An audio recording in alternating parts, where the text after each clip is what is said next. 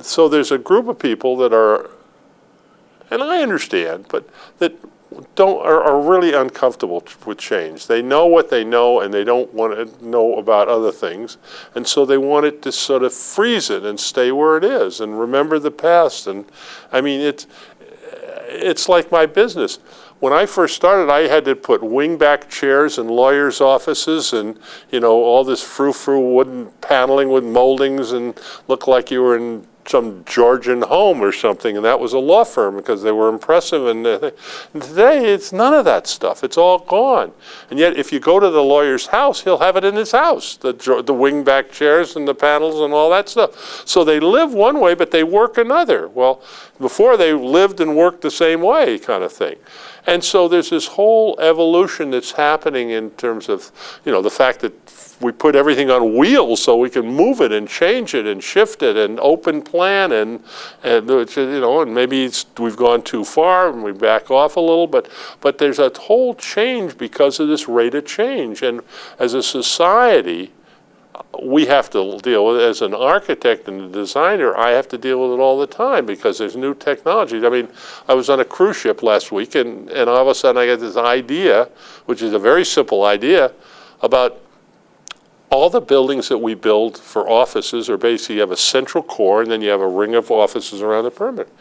Well, that isn't what we ought to be doing anymore. What we ought to be doing is putting the core where the elevators and the restrooms and the stairs are on each end of the box, and have one big giant open space in the middle where everything can just flow back and forth and shift and move around and be much better, more effective and efficient.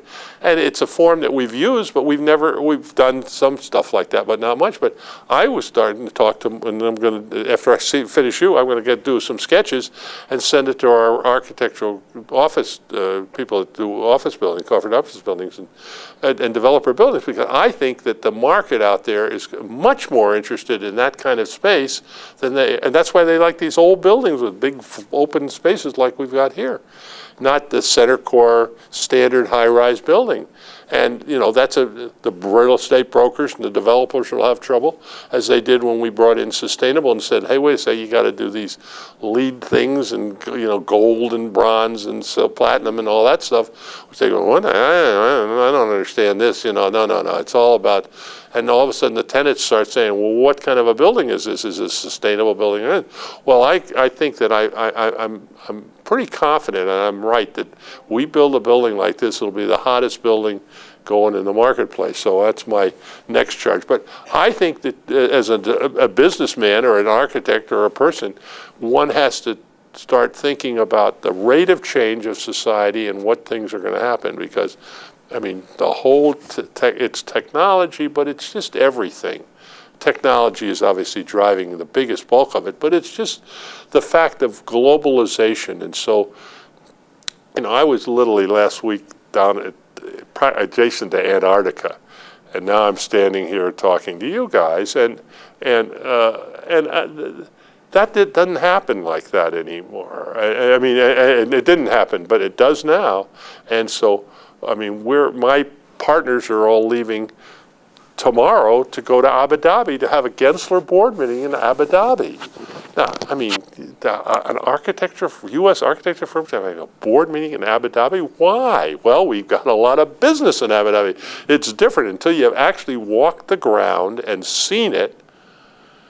You can't imagine what it's like. And they're trying to run a business without really understanding. A few of us have been there and we understand what it is, and we've got offices there, and we need to have our other senior management people understand. And I mean, I just was working this morning, the board book that we put together, talking about the tax implications of working in 90 countries, which we do. And the complexities of inter-branch between an office is working in Sydney and in Singapore, and there's got to be both offices are working on it. In fact, the tax is going back. It's a whole, I mean, those things didn't exist. Life was a lot simpler. But the world we're going to live in, and we're living in now, is going to get more complicated.